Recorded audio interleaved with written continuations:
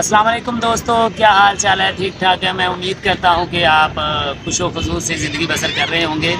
आज एक बार फिर आपकी खिदमत में हाज़िर हुए हैं। आपके लिए एक नई चीज़ लेकर आए हैं हम। उसकी हिस्ट्री के बारे में आपको बताया जाएगा इंशाअल्लाह ताला। तो सबसे पहले तो सुन लें कि उसका नाम क्या है, जिस आसार कदीमा की हम आपको आज सैर करवाने वाले हैं। उसका नाम है कामरान बारादरी। तो मेरा कैमरा मैन ज़रा जूम करके दिखाइएगा इस तरफ।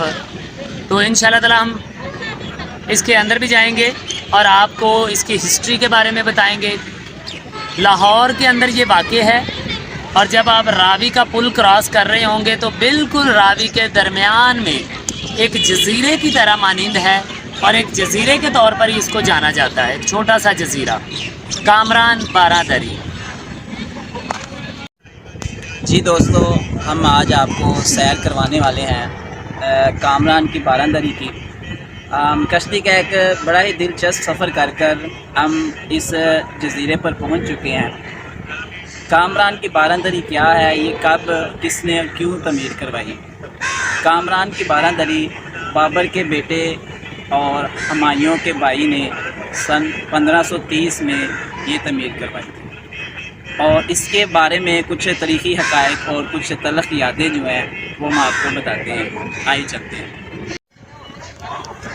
जी दोस्तों, तो इससे पहले कि हम आपको कामरान की बारादरी के बारे में मज़ीद हिस्ट्री बताएं, हमारा चैनल सब्सक्राइब कर लें और साथ लाइक का बटन प्रेस कर दें। तो आप साहब ने अभी आपको बताया कि इसके साथ कुछ तलख़ यादें भी जुड़ी हुई हैं।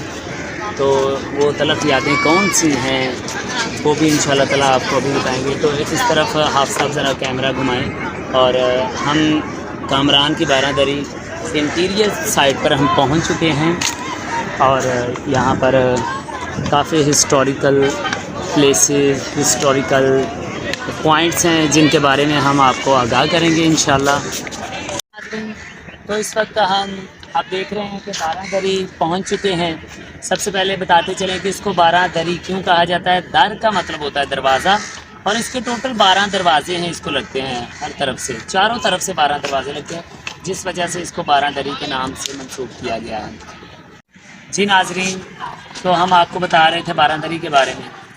तो बारादरी की मुकम्मल हिस्ट्री जो है उसके बारे में इससे आगे आपको हाफ़िज़ उमर साहब आगाह करेंगे कि ये कितने रकबे पर मुहित है, और उस रकबे में से ये किस किस जगह पर कौन कौन सा पॉइंट आता है, यानी कि ये बारादरी जो है ये किस जगह पर वाक़ है, इसके गिरदोनवा में कौन कौन सी चीज़ें मौजूद हैं। तो इसकी मुकम्मल हिस्ट्री के बारे में हम हाफ़िज़ साहब से कहेंगे कि वो आएँ और आके हमें इसकी हिस्ट्री बताएं।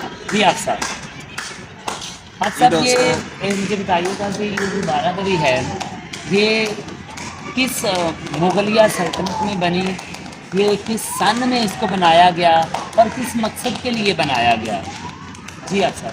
ये बारादरी जो है, सबसे पहले तो ये कि बारादरी जो हमारा होती है मुरब्बा शक्ल में बनाई है, और इसको बाबर के बेटे, बड़े बेटे और हुमायूं का जो भाई था मिर्ज़ा कामरान, उसने तमीर किया सन 1530 में।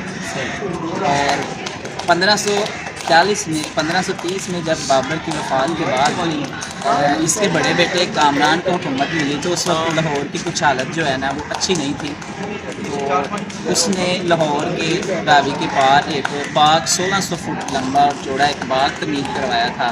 तो उस बाग में उसके दरमियान में वस्त में एक तालाब था, तो तालाब के साथ ये एक बारादरी तमीर करवाई थी। इस बारादरी का जो बेसिक इसमें कुछ तल्ख़ यादें और तारीख़ी हक़ाइक़ हैं, वो जहांगीर का जो बेटा खसरू था उसकी वफ़ात के साथ मुंसलिक हैं। तो यहाँ पर आपको रईस एक मरतबा इस बाग का नज़ारा करवाएंगे अपने कैमरे की मदद से। जी रईस, दिखाएं ज़रा नाजरीन को कि यह कितना खूबसूरत, और इसको कितनी खुशी की बात है कि 1530 के गालबन बाद ये तामीर किया गया था, और इसकी तज़य्युन व आराइश गवर्नमेंट ने बड़े अच्छे तरीके से की हुई है। अभी तक इसकी खूबसूरती बहाल है। اس کو 1980 میں بھی غالباً کیوں، آپ سب بتائیے گا ذرا تھوڑا سا کہ 1980 میں دوبارہ اس کی تعمیر نو کے لیے کچھ کیا گیا تھا؟ 1960 کے سیلاب میں یہ عمارت بالکل تباہ و برباد ہو چکی تھی، جس وجہ سے اس وقت کے بعد کے 1980 اور 93 کے درمیانی عرصے میں میاں محمد نواز شریف نے دوبارہ اس کو بحال کیا تھا، اس کی تزئین و آرائش کا کام دوبارہ کیا۔ اچھا، جب وہ سیلاب آیا تھا تو اس کا کوئی آئیڈیا ہے کہ کتنے % حصہ جو تھا تو وہ تباہی کا شکار بن گیا تھا؟ تقریباً آدھا حصہ اس کا تباہی کا شکار ہو چکا تھا اور یہ عمارت بالکل منہدم ختم ہونے کے بالکل قریب تھی۔ صحیح ہے، تو آپ سب یہ اس وقت تو ظاہر بات ہے پانی بہت زیادہ، کیونکہ یہ راوی وہی دریا ہے جو سندھ طاس معاہدے کے تحت اس کا پانی جو ہے وہ انڈیا کی طرف سے آتا ہے۔ جی بالکل۔ تو یہ اس وقت تو پانی بہت زیادہ ہوگا۔ جس طرح حالیہ دور میں آج کا سیلاب ہے یہ تو کچھ بھی نہیں ہے اس کے مقابلے میں، تب کا جو سیلاب تھا اس کے بارے میں ہم سوچ بھی نہیں سکتے کہ وہ کیسا تھا۔ تو اس کا مطلب عمارت بڑی مضبوط مٹیریل سے بنی ہوئی ہے جی بالکل، اور بہت اچھے طریقے سے اس کو تعمیر کیا گیا ہے۔ تو یہ آپ سب ذرا بتائیے گا کہ 1530 میں جب بادشاہ کے بیٹے نے اس کو بنایا تھا تو اس وقت کے حالات کیسے تھے، کس وجہ سے اس کو یہ تعمیر کرنا پڑا؟ مرزا کامران نے بارندری تعمیر کروائی تھی، اپنے باپ کی وفات کے بعد وہ لاہور کا حکمران بنا تھا، تو اس وقت لاہور کی کچھ حالات اچھے نہیں تھے، تو اس نے اس دریا کے پار ایک باراندری عمارت تعمیر کرائی، جو جیسا کہ پہلے آپ کو بتایا ایک 1600 فٹ لمبا اور چوڑا باغ، اگر یہ دیکھیں تو یہ اتنا رقبہ غالباً ہے، ٹھیک ہے، اور اس باغ کی یہ آخری نشانی جو بھی بچی ہے وہ یہ کامران کی باراندری ہے۔ یہ اور اس نے 1600 اسکوائر فٹ پہ ہے؟ جی بالکل، اور یہ بادشاہوں کو راوی اور لاہور کا ساتھ اتنا پرانا ہے کہ اس نے بادشاہوں کو اس قدر متاثر کیا ہے کہ بادشاہوں نے اس کے کنارے میں آبادیاں اور قلعے تعمیر کیے تھے۔ اس کے ساتھ ایک تاریخی واقعہ جڑا ہوا ہے جو کہ میں آپ کو بتاتا چلوں کہ جہانگیر کا جو بیٹا تھا خسرو، ایک وقت اسے ایسا لگنے لگا جہانگیر کو کہ میرا باپ کا جو زیادہ جھکاؤ ہے نا وہ خسرو کی طرف ہے، اور جلال الدین اکبر جو ہے وہ اپنی وفات کے بعد کہیں خسرو میرے بیٹے کو بادشاہ کامسن بیٹے کو بادشاہ نے بنا دی، لیکن جہانگیر نے اپنے باپ کے خلاف بغاوت کی، جنگ ہوئی اور جلال الدین اکبر نے جہانگیر کو معاف کر دیا۔